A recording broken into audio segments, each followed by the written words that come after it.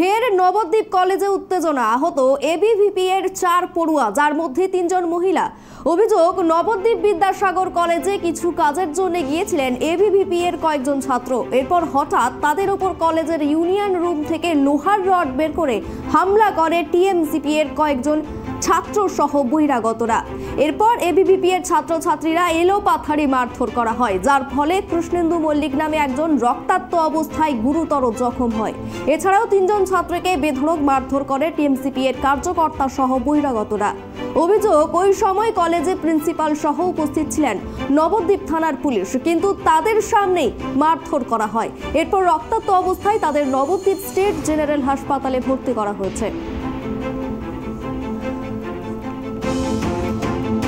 College গ্রাউন্ডে প্রথমে ঢুকলাম কিছু কাজের জন্য। কলেজে আমাদের কিছু কাজ ছিল, যেমন কিছু স্কলারশিপ জমা করানো, আরও কিছু কাজ ছিল। এই কারণে কলেজ গ্রাউন্ডে গিয়ে জাস্ট গাড়িটা রেখেছি। তো দেখি হঠাৎ করে তৃণমূলের কিছু ছেলেপিলে এবং কিছু বহিরাগত ছেলেপিলে কোথা থেকে জানি না এলো, দিয়ে এসে প্রথমে গালাগাল দেওয়া শুরু করলো। প্রথমে প্রচণ্ড পরিমাণ গালাগাল দিল, কেউ কোনো উত্তর করেনি। দিয়ে আমি কোনো উত্তর দিইনি, তো ওরা গালাগাল দিতে দিতে হঠাৎ করে দেখি সন্দীপ ভট্টাচার্য বলে একটা ছেলে ইউনিয়ন রুম থেকে একটা রড বের করলো। তো রড বের করে মারতে শুরু করলো। তো রড দিয়ে মাথার মধ্যে মারলো প্রথমে, আর ওর মারা দেখা দেখি ওদের মধ্যে যত যে 50-60 জন ছেলেপিলে ছিল, 60-65টা ছেলেপিলে ছিল, তারাও মারতে শুরু করলো।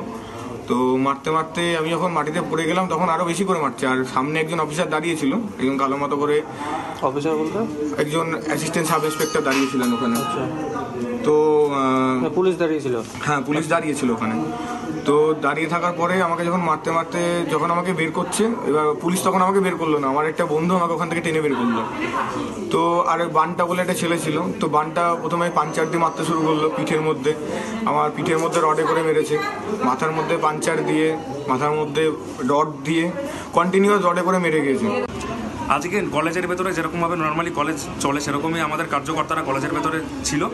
হঠাৎ তৃণমূল ছাত্র পরিষদের বাইরে থেকে কিছু দুষ্কৃতী বাহিনী কলেজে ঢোকে এবং রানিং যারা কলেজে পড়ে 2-1 জন ছিল, তাদের নেতৃত্বে আমাদের কার্যকর্তাদের উপরে শুধু ছাত্র নয়, ছাত্রী কার্যকর্তাদের উপরেও অ্যাটাক হয় এবং এলোপাতারি তাদেরকে মারা হয়। ছাত্রী কার্যকর্তাদেরকে ফেলে মারা হয়েছে, পেটে লাথি মারা হয়েছে। আমাদের একটা কার্যকর্তা কৃষ্ণেন্দু মল্লিক মাথার এখান দিয়ে স্কালের মাঝখানে ফ্র্যাকচার হয়ে গেছে, ক্রিটিক্যাল কন্ডিশনে রয়েছে, হয়তো রেফার করা হতে পারে।